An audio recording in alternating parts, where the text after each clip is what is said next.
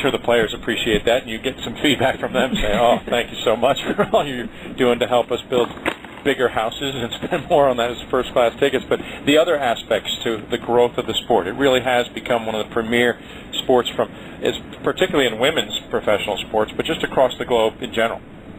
Of course, I think one of the other key metrics is 1973 were predominantly a U.S.-based tour. This was over 14 events, and today we truly are global with 54 events in 33 countries, and have the year-end top 10 last year, all represented by 10 different nations.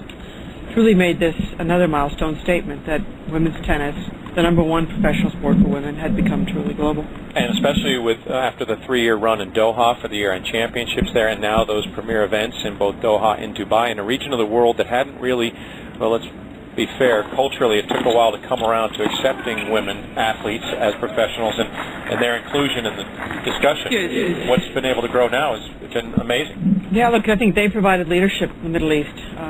Qatar first, and then followed by Dubai. We celebrated 12, 13 years of being in the Middle East, and the Qataris stepped up and said they stepped up and they said we want to make the championships equal, which I think was a very significant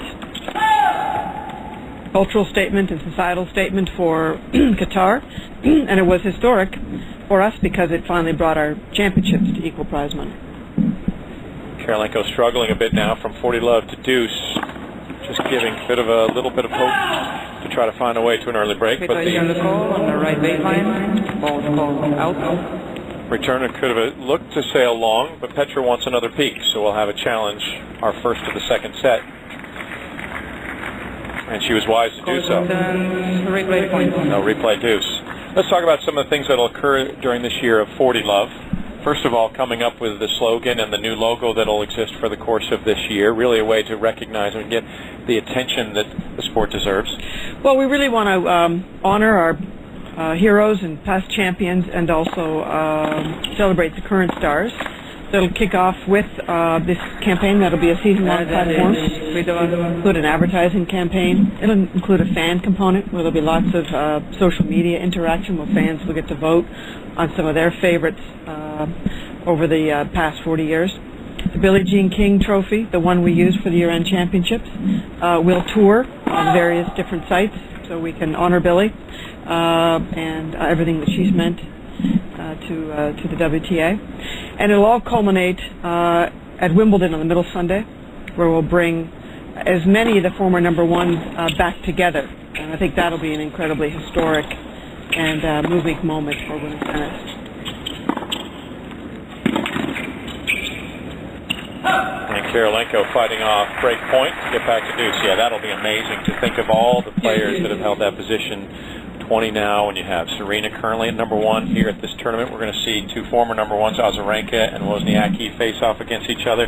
You hear about all those names sort of separate from each other and all their accomplishments, to have them all sort of, or as many as you can, gathered together. Yeah, look, I think we'll have close to 20, and maybe a few we're missing, but we'll go from Yvonne Gouliankali, who held it for the first time, Chrissy, Martina, Lindsay, hoping for Monica, Jennifer, you just say all those names, and it's going to be incredible because it'll span so many generations, so many decades, and they all have one thing in common. They all have held the #1 world ranking. Yeah, remarkable. And in the 40 years, well, actually since 1975 when the computerized rankings first came out and started that going, but just to, where it's going to be fun. Hear about the ceremony, just that little holding room when they all get together. They are comical. They're as competitive today as they were back then, and then to mix with the current generation, I think could be some good jostling back and forth. Difficult opening game here for Kirilenko, trying to get this hold already after a 44-minute opening set. We're looking at almost a 10-minute opening game for set #2, but so important for Maria's hopes here to reach the semifinals for the first time, come back from a set down. This is almost critical to find a way to 1 love. Just hold off Kvitova from advancing for the break.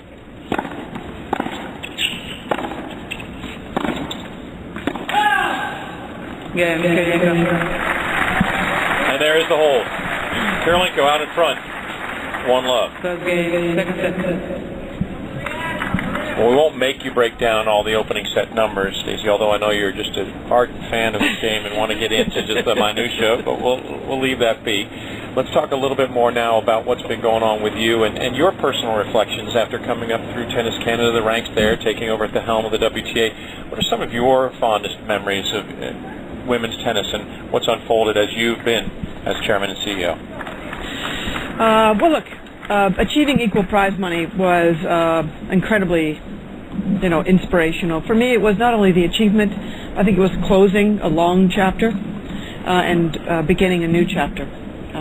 Where, as you said, women don't enjoy the same rights and respect that we do, perhaps maybe in some of the westernized world. And, that's what women's tennis has been about, empowering women and social change. And so we've got this great opportunity as we go forward. Our work is not done.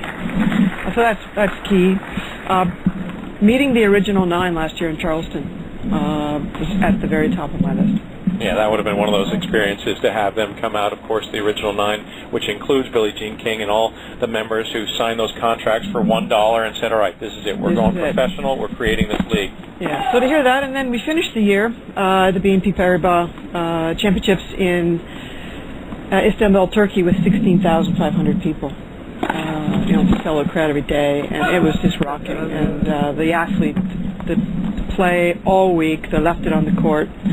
And I just had this incredible feeling of we've got it going. There's momentum in our sails, and we're going to take it to the next level.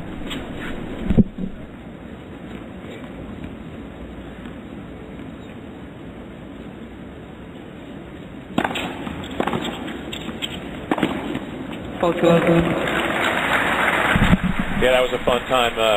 Speaking of the original 9 in Charleston, I remember being back there last year and seeing all that, and seeing how giddy everybody was to be around, and to really know where it's come from, and then to think about the equality that you're trying to progress through the sport of women's tennis. And gosh, you can't help but think, has it really been 4 decades since Billie Jean beat Bobby Riggs?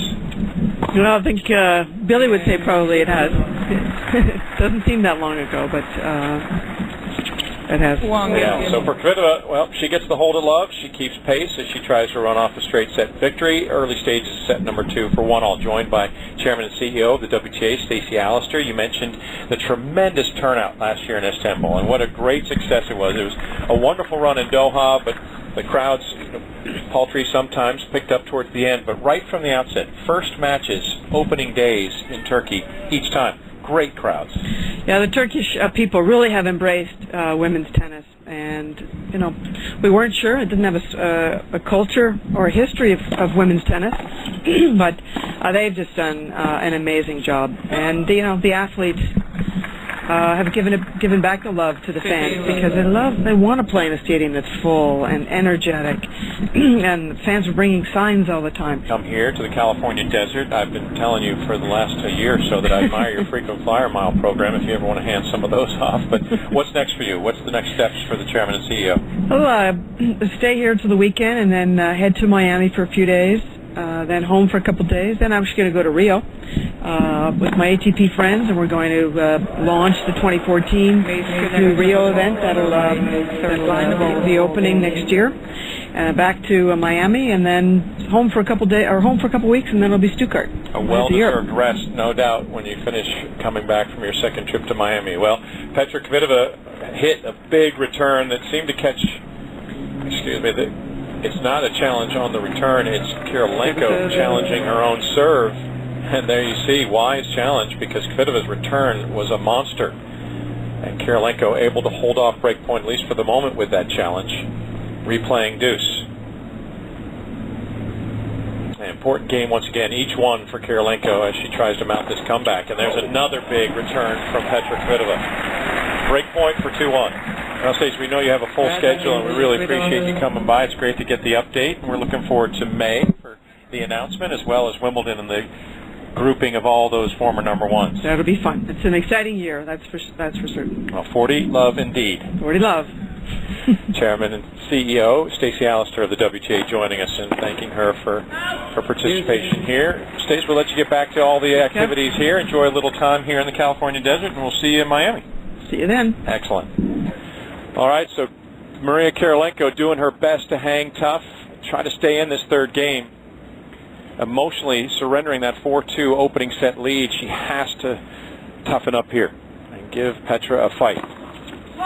Knowing full well what's in store for the woman who we assumed would be pretty fatigued following her 3 3-set matches. She's shown she's fit and ready, but this is a very big moment for the Russian.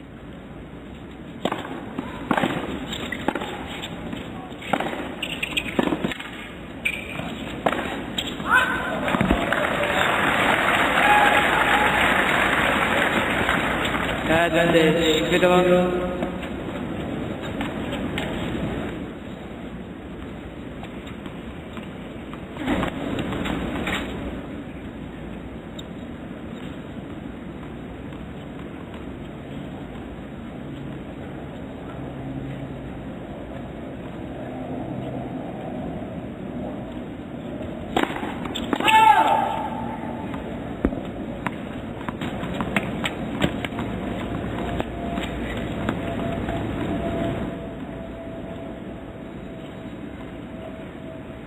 2 of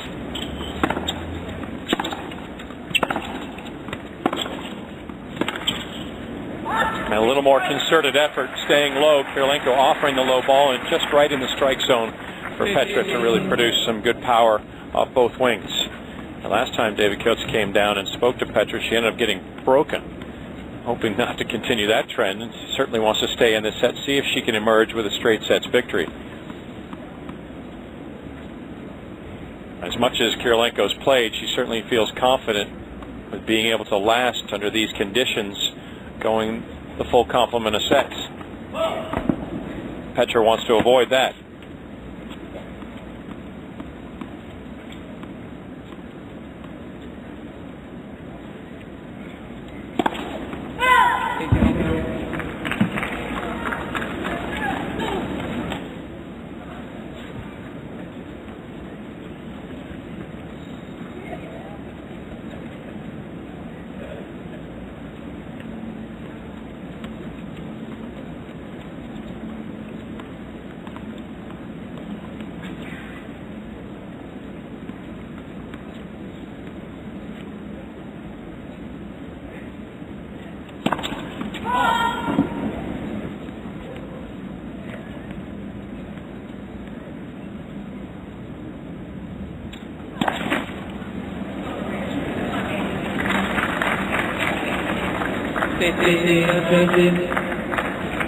Kvitova seems to be having a bit of problem dealing with the moment and the conditions. About 95 degrees Fahrenheit. Middle part of the day when it gets hottest, right in that direct sunlight overhead. 35 degrees Celsius and that very dry air. And she just can't find a serve. Remember, she began the set winning her first 10 points. Everything was working perfectly. 3 straight double faults.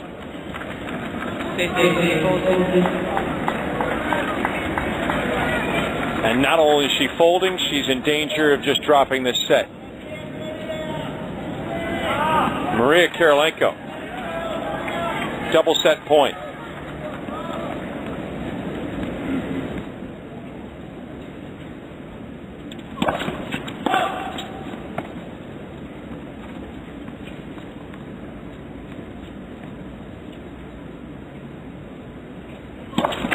And an epic fold. Couldn't find the box on 6 serves, 3 straight double fault, 4 straight double faults, mind you. Just make it emphatic. And Petra Kvitova throws away set number 2. We're going 3 for the 4th time for Kirilenko in this tournament.